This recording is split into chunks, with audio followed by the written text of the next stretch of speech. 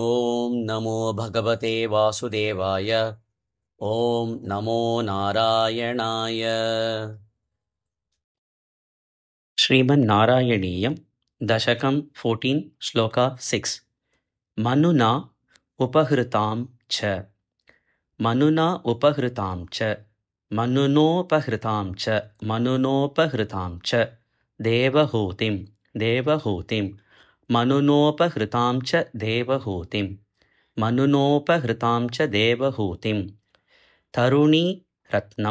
तरुणीरत्नम् अवाप्य तरुणीरत्नमवाप्य कर्दमः असौ कर्दमोऽसौ तरुणीरत्नमवाप्य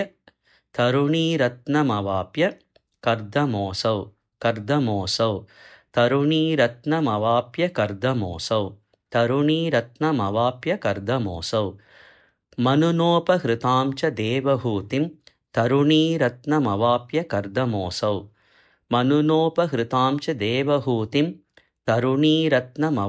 कर्दमोऽसौ भवत्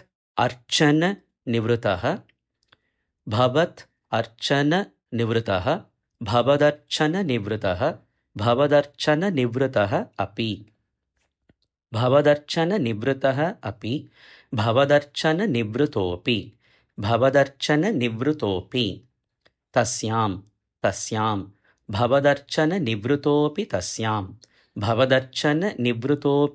तस्यां दृढशुश्रूषणया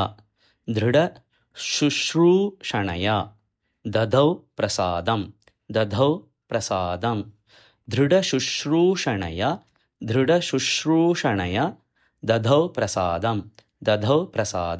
दृढशुश्रूषणया दधौ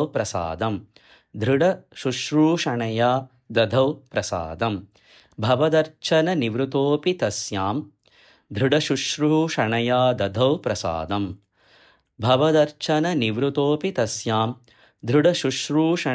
दधौ प्रसादम् मनुनोपहृतां च देवहूतिं तरुणीरत्नमवाप्य कर्दमोऽसौ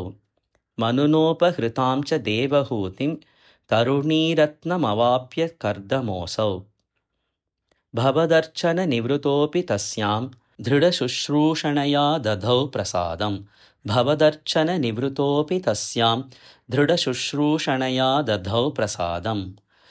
मनुनोपहृतां च देवहूतिं तरुणीरत्नमवाप्य कर्दमोऽसौ भवदर्चननिवृतोऽपि तस्यां दृढशुश्रूषणया दधौ प्रसादम् मनुनोपहृतां च देवहूतिं तरुणीरत्नमवाप्य कर्दमोऽसौ भवदर्चननिवृतोऽपि तस्यां दृढशुश्रूषणया दधौ प्रसादम् मनुनोपहृतां च देवहूतिं तरुणीरत्नमवाप्य कर्दमोऽसौ भवदर्चननिवृतोऽपि तस्यां दृढशुश्रूषणया दधौ प्रसादम् मनुनोपहृतां च देवहूतिं तरुणीरत्नमवाप्य कर्दमोऽसौ भवदर्चननिवृतोऽपि तस्यां दृढशुश्रूषणया दधौ प्रसादम्।